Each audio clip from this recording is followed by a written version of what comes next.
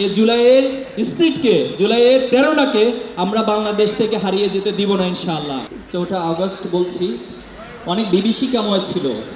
এই একদিনে সারা দেশে ছাত্রলীগ, যুবলীগ সহ তাদের গুন্ডারা, সন্ত্রাসীরা অস্ত্র নিয়ে আমাদের ভাই বোনদের উপর হামলে পড়েছিল এবং এই একদিনে 100-র কাছাকাছি বেশি শহীদ এই শুধুমাত্র আজকের এই দিনে হয়েছিল। এবং ঠিক বিকালের মুহূর্তটাতে আসিফ মাহমুদ তখন এক দফার ঘোষণা দিয়েছিল। এই এক দফার ঘোষণা কেন্দ্রে যদি আমরা একটু বলি, এটা হঠাৎ করে হয়নি। সেই দুপুর থেকে অনেক চিন্তা, আলোচনা, পর্যালোচনা করে যতগুলো স্টেকস আছে সবার সাথে অনেক পর্যালোচনা করে আমাদের জন্য এই সিদ্ধান্ত নেওয়া বেশ কঠিন ছিল, কিন্তু একটা পর্যায়ে এসে আমরা আল্লাহ তাআলার উপর ভরসা করে এই সিদ্ধান্তটা নিয়েছিলাম এবং আলহামদুলিল্লাহ এই সিদ্ধান্তের উপরে আল্লাহ তাআলার রহমত ছিল। এবং তার ঠিক একদিন পর, দ্যাট মিনস আগামীকাল, বাংলাদেশ স্বাধীনতার নতুন এক সূর্যোদয় দেখতে পেয়েছিল আলহামদুলিল্লাহ। আমরা কৃতজ্ঞতার সাথে, শ্রদ্ধার সাথে স্মরণ করছি এবং আল্লাহর কাছে দোয়া করছি যাদের রক্তের বিনিময়ে, যাদের ত্যাগের বিনিময়ে আজকের এই সুন্দর পরিবেশ আমরা পাচ্ছি, নতুন একটি বাংলাদেশ বিনির্মাণের স্বপ্ন আমরা এই প্রজন্ম দেখছি।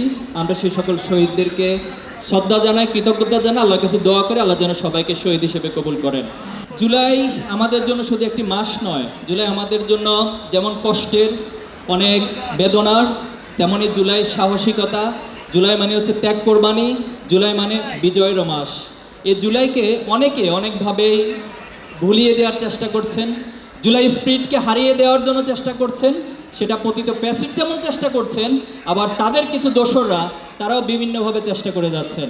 আপনারা জানেন যে জুলাই গ্রাফিতি অঙ্কন একটি বড় মাইল ফলক ছিল, কিন্তু আমরা দেখেছি কিছু কালচারাল ফ্যাসিস্ট এই 5ই আগস্টের পরের বাংলাদেশেও আমাদের সেই গ্রাফিতিগুলো মুছে দেওয়ার আপ্রাণ চেষ্টা চালিয়ে গিয়েছে।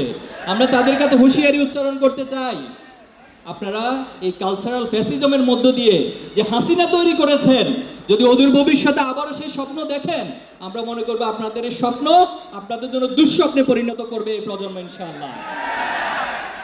আমরা আল্লাহ তাআলার উপর আস্থা রাখছি, আমরা বিশ্বাস করছি যে সুযোগ আমরা পেয়েছি, এই প্রজন্ম তারা যতটা সচেতন, তারা যত বেশি জুলাইকে ধারণ করে। আমি এখানে গত 3 দিনে, অর্থাৎ আজকের দিন 4 দিন, প্রত্যেক দিন আসার চেষ্টা করেছি এবং ঘুরে ঘুরে দেখার চেষ্টা করেছি। আমাদের নতুন প্রজন্মের মাঝে এই জুলাই নিয়ে অনেক কৌতূহল রয়েছে, তারা এই জুলাইকে জানার জন্য আপ্রাণ চেষ্টা করছে। ছোট ছোট কিশোররা যারা এসেছে, সাথে শিশুরা এসেছে, তারা বাবা মাকে জিজ্ঞেস করছে, বাবা এটা কি হয়েছিল? আবু সাঈদের ছবি দেখিয়ে তারা জিজ্ঞেস করছে, আবু সাঈদ কে? আবু সাঈদের কি হয়েছিল? আমরা বিশ্বাস করি বাবা মায়ের এই উত্তরের মধ্য দিয়ে, আমাদের অভিভাবকদের উত্তরের মধ্য দিয়ে আগামী প্রজন্ম গড়ে উঠবে এবং এই আগামী প্রজন্মের হাত ধরে জুলাইয়ের যে কাঙ্ক্ষিত স্পিরিট সেটা আমরা ধারণ করব এবং কাঙ্ক্ষিত বাংলাদেশ বিনির্মাণ করব। জুলাইয়ের শহীদদের কাছে, গাজীদের কাছে আমাদের দায় রয়েছে, তাদের রক্তের কাছে আমাদের দায় রয়েছে। হয়তোবা সেদিন আপনি আমরাও শহীদ হয়ে যেতে পারতাম, আমাদেরকে হয়তো আল্লাহ তাআলা দুনিয়া থেকে নিয়ে যেতে পারতেন, কিন্তু আমরা আমাদের যে ভাইদেরকে হারিয়েছি, বোনদেরকে হারিয়েছি, আমাদের যে সহপাঠীদেরকে হারিয়েছি, আমরা তাদের রক্তের দায় থেকে বলছি, আমরা শপথ নিচ্ছি এই জুলাইয়ের স্পিরিটকে, জুলাইয়ের প্রেরণাকে আমরা বাংলাদেশ থেকে হারিয়ে যেতে দিব না ইনশাআল্লাহ। যুক্তরাষ্ট্রের 1 নম্বর জিম চেইন গোল্ড জিম এখন আবারও বাংলাদেশে। বসুন্ধরা আবাসিক এলাকা ও বসুন্ধরা সিটি শপিং মলে। বাংলাদেশের যারা রাজনীতিবিদ রয়েছেন, অধিকাংশের ক্ষেত্রে আমরা লক্ষ্য করেছি তারা রাজনীতি মানেই বুঝে শুধুমাত্র মিছিল, মিটিং, সমাবেশ এবং বক্তৃতা, মাইক কাঁপানো কিছু বক্তৃতাকে তারা রাজনীতি মনে করে।